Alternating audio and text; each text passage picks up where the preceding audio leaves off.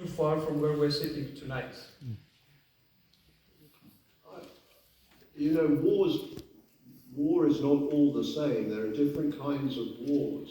The war that is going on in Gaza is not the same kind of war as the war that's going on in Ukraine.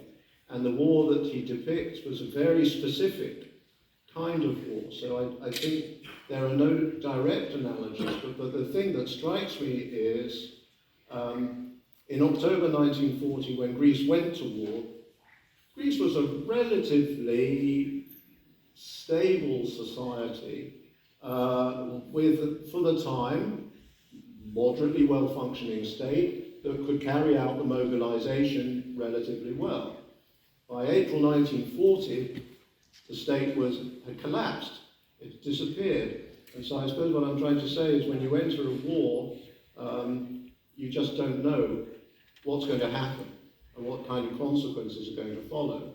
And I think that's, I see very true in Gaza right now.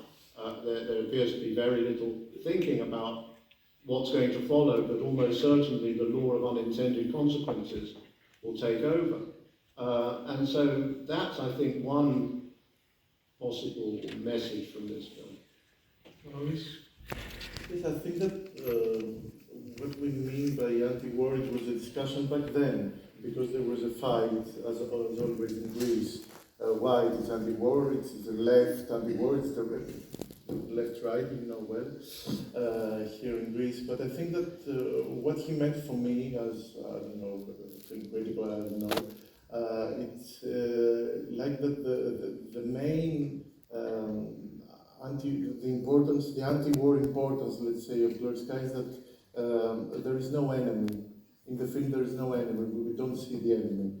And it's a clear decision of Dax Kanellopoulos. The enemy is war.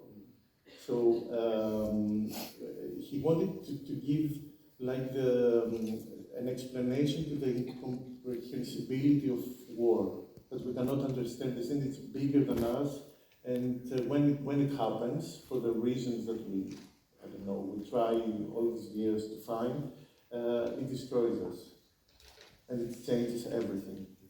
That's, for me, it's the anti-war thing of Glorious Sky. I remember this scene from the film. It's the sergeant